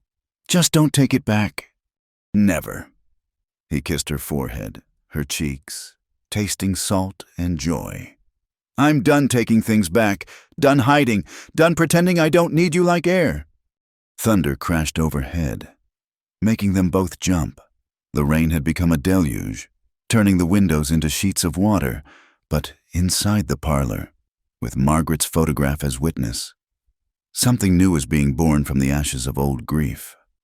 "There's something else," Thatcher said when they'd settled on the small sofa, her tucked against his side in a way that felt both new and perfectly right. The day I came home to find Margaret sick, I'd been in town finalizing a surprise. I'd bought her this house's worth of furniture, real furniture from back east. She'd been making do with homemade pieces, and I wanted to give her something fine. Eloise was quiet, letting him tell it at his own pace. She died before it arrived. I sent it all back. Couldn't bear to look at it. Kept the house bare as penance. Maybe proof of what my absence had cost. He pressed his lips to her hair. I've been punishing myself for 15 years for not being there. But you were right. Surviving isn't something to be ashamed of. It's what we do with that survival that matters. What do you want to do with yours? He was quiet for a moment, listening to the rain, feeling her warmth against him, marveling at how right it felt. I want to fill this house with furniture and laughter. I want to wake up beside you every morning and thank God for second chances. I want to give you the life you deserve. Not perfect, but real and full and ours. Is that a proposal, Mr. Kane? He shifted to look at her properly. It's a promise. The proposal will come when I can do it properly, with a ring and probably some fumbling words because I'm out of practice with romance. But yes, Eloise Mercer, I'm going to marry you, if you'll have me. I crossed a continent for you, she reminded him. Granted, I was tricked into it, but I stayed by choice. Fought for you, fought for us, waited while you found your way back to the living. So yes, Thatcher, yes to all of it. He kissed her again, sealing the promise, while outside the storm raged on. When they finally drew apart, both were smiling like fools. We should tell Jake, Eloise said. He'll be insufferably smug. Let him be smug. He was right. Damn him. Thatcher traced her face with wondering fingers. I should probably thank him instead of punching him. Both. Perhaps he did lie to us. Both, Thatcher agreed. Definitely both. They sat in comfortable silence, listening to the rain, adjusting to this new reality where touch was allowed, where feelings were spoken, where the future held more than just endurance. I think she would have liked you, Thatcher said suddenly, glancing at Margaret's photograph. You're alike in some ways, that core of steel, that refusal to let me sink into myself. But you're your own person too, with your own strengths. I'm not trying to replace her with you. I know. Eloise followed his gaze to the photograph. And I'm not trying to erase her. She's part of your story, part of what made you who you are. There's room in this house for both memories and new dreams. How did you become so wise? Survival teaches hard lessons, she said simply. But it also teaches you to recognize grace when it appears.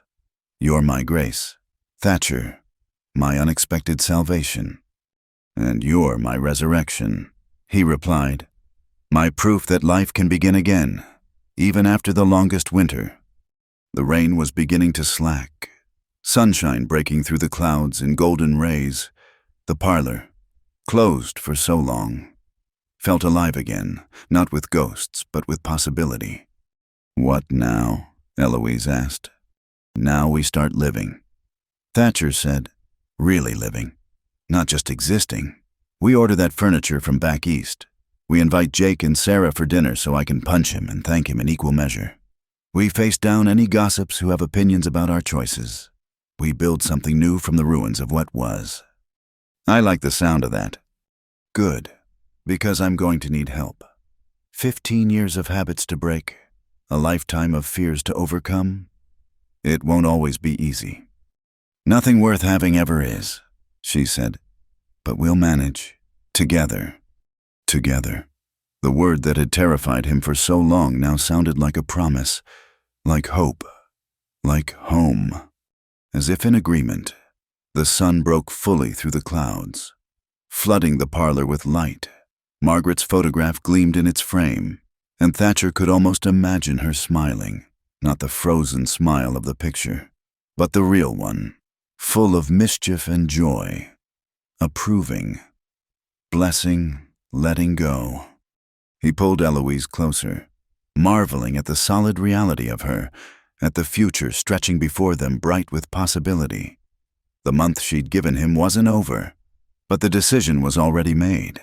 Had perhaps been made from that first moment when she'd collapsed in his arms and cracked open his frozen heart. "No more walls," he murmured against her hair. "No more walls," she agreed. And in a parlor filled with light and the memory of love, both past and present, two wounded souls began the beautiful, terrifying work of building a life together. Not perfect, not without scars, but real in theirs and full of the kind of hope that only comes after surviving the darkness. The rain had washed the world clean, and they were ready to begin. Spring arrived in earnest, painting the valley with wildflowers and filling the air with birdsong.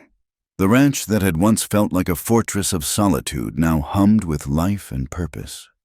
Eloise stood in the garden she'd planted, one hand resting on her slightly rounded belly, watching Thatcher repair the fence line.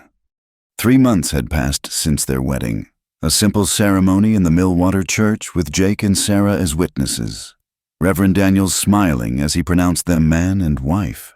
The gossips had been notably silent, perhaps remembering Eloise's earlier warning, or perhaps simply recognizing defeat in the face of such obvious happiness. "You shouldn't be working in this sun," Thatcher called, approaching with that protective frown she'd come to love. "I'm pregnant, not porcelain," she replied, but she let him lead her to the shade of the porch. The beans needed weeding. "The beans can wait." He settled beside her on the step Margaret had once sat on, his hand finding hers automatically. "How are you feeling?" "Like I swallowed a butterfly that won't stop fluttering." She placed his hand on her stomach. "Your child is restless today." His face softened with wonder, as it did every time he felt movement.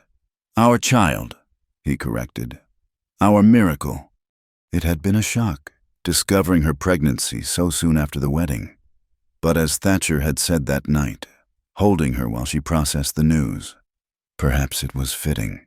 A life built on unexpected arrivals, continuing with one more. "Jake's coming by later," she said.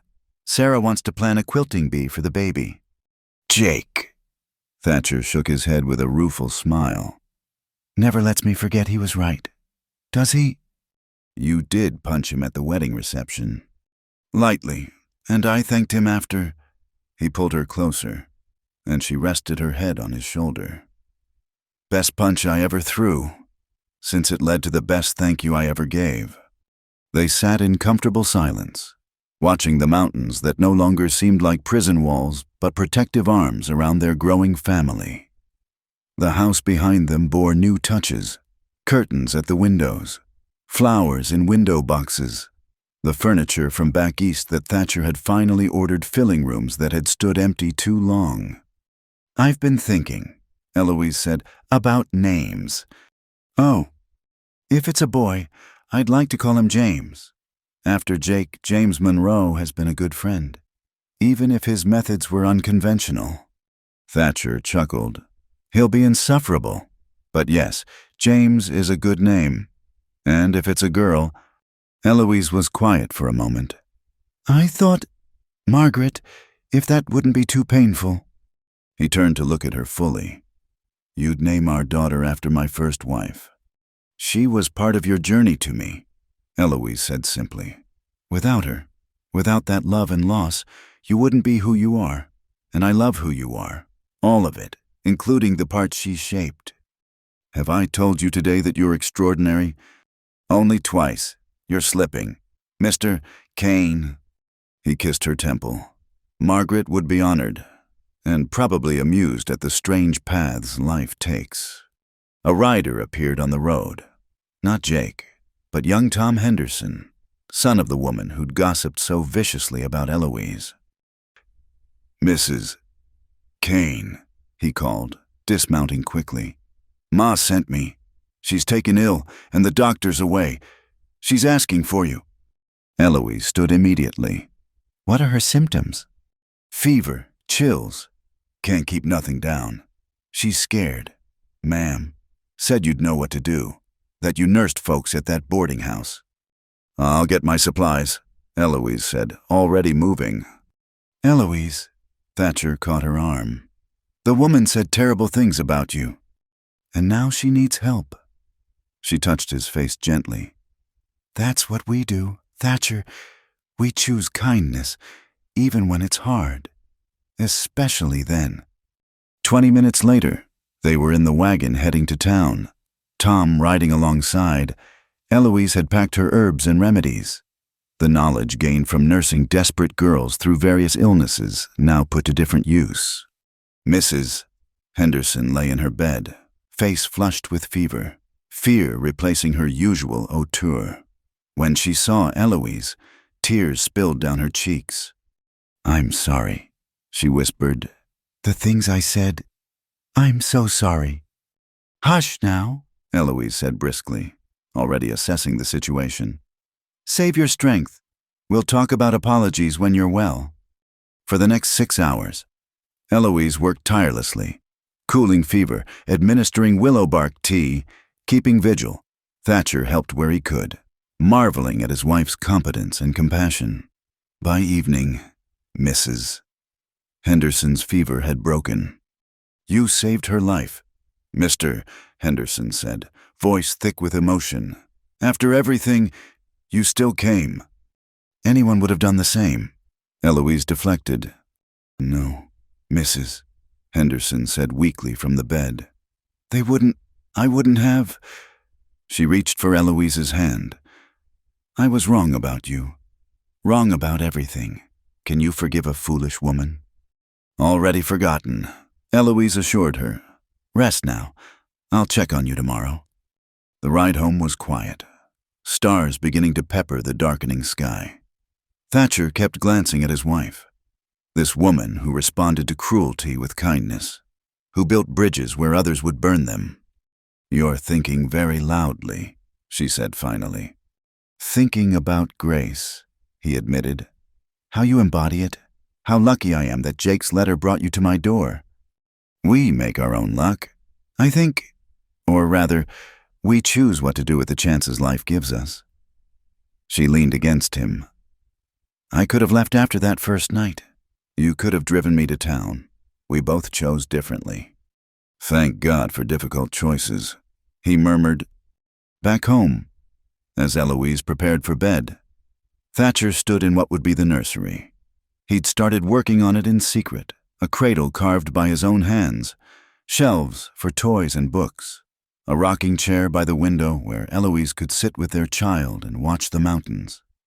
Caught you, Eloise said from the doorway, smiling at his guilty expression. It's beautiful, Thatcher. It's not finished. It's perfect. She moved into his arms, fitting against him like she was made for that space. We're really doing this. Aren't we building a family? We really are. He rested his hand on her belly again. Scared. Terrified, she admitted. But the good kind of terrified. The kind that means something wonderful is coming. They stood there in the nursery, surrounded by promise and possibility. Through the window, the ranch stretched out under starlight, the same view he'd stared at alone for 15 years, now transformed by shared purpose and love. I've been thinking about something else, Eloise said. That school they want to start in town. You should help. Me, I haven't thought about teaching in 20 years. But you still want to. I see it when you explain things to me. The way you light up. Those children need someone like you. Patient, kind, knowledgeable. She smiled up at him. Besides, our little one will need schooling eventually. Might as well make sure it's done right. You're already planning our child's education. I'm planning our life, she corrected. All of it. The teaching, the ranch, maybe more children if we're blessed. Growing old together on this land, watching sunsets from that porch, boring our grandchildren with the story of how we met. Boring. The story of a forged letter, a storm-brought meeting, and a courtship conducted mostly through fever dreams and confrontations with town gossips. Well, when you put it that way, she laughed, the sound filling the room like music. Perhaps we'll be the most interesting grandparents in the valley." A knock at the door interrupted them. Jake and Sarah had arrived for dinner, bearing gifts for the baby and news from town. The evening passed in warmth and laughter, the house alive with conversation and friendship. "I still can't believe it worked," Jake said for the 100th time, watching Thatcher and Eloise move around each other with practiced ease. "My crazy scheme actually worked." "Don't get too proud," Thatcher warned. "I haven't forgiven you for the deception. You named your future son after me. Eloise's idea. I wanted to name him Trouble, since that's what you caused." "Gentlemen," Sarah interjected, though she was smiling. "Perhaps we could go one dinner without rehashing this." "Where's the fun in that?" Eloise asked, setting down a pie that had Jake's eyes lighting up. "Besides, I like hearing how clever my husband's best friend was, writing that letter with just enough truth to be believable but vague enough to work." "Don't encourage him," Thatcher groaned. But he was smiling as he said it, his hand finding Eloise's as they sat down to eat. This was what he'd been missing. Not just love, but community. Not just a wife, but friends who cared enough to scheme and meddle and celebrate. Later, after Jake and Sarah had left and the house had settled into nighttime quiet, Thatcher and Eloise lay in bed watching moonlight paint patterns on the wall. Her head rested on his chest. His hand traced gentle circles on her back, and peace filled the spaces between heartbeats. "Do you think she knows?" Eloise asked softly. "Margaret, do you think she knows you're happy again?"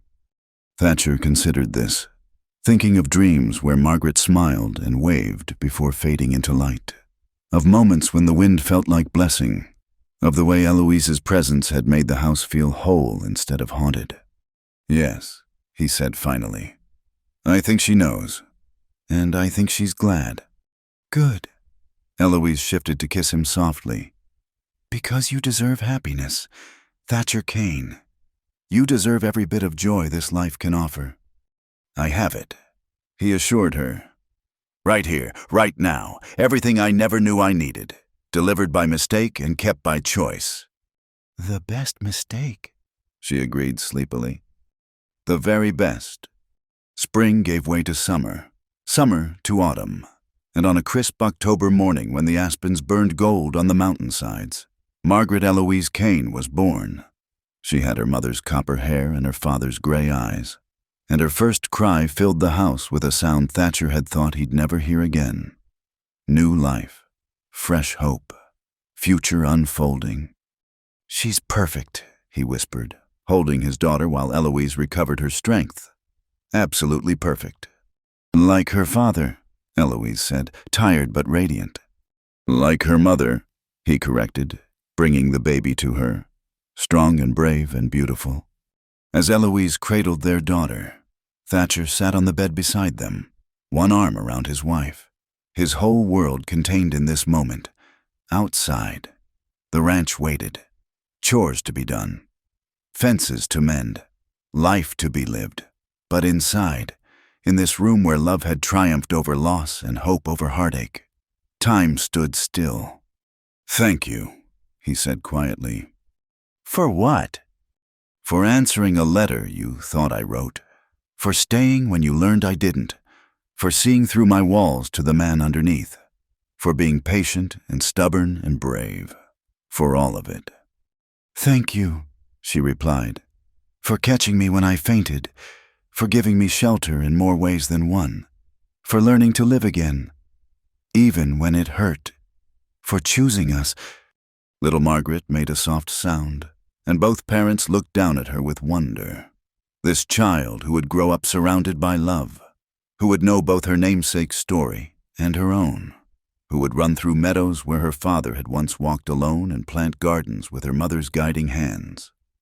"Our mistake," Thatcher murmured, thinking of Jake's letter, of chances taken and grace received. "Our miracle," Eloise corrected. And in the golden autumn light, with their daughter between them and their future stretching bright ahead, they sat together, a family forged from sorrow and joy, deception and truth, loneliness and love. It wasn't the life either had planned, but it was the life they'd chosen. And that made all the difference. Somewhere in the valley, Jake Monroe was probably already planning his "I told you so" speech for the christening. Somewhere in town, Mrs. Henderson was telling anyone who'd listen about the saint who'd saved her life. And somewhere in this house where shadows had given way to light, a man who'd been dead for 15 years finally, fully, gloriously lived. The sun set behind the mountains, painting the sky in shades of rose and gold. Inside the ranch house, a baby's cry was answered with gentle voices and loving hands, and all was well. Thank you so much for listening to this story. I'd love to know where you're listening from.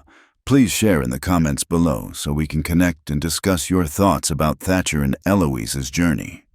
If you enjoyed this tale of love found in unexpected places, please subscribe to Wild West Night.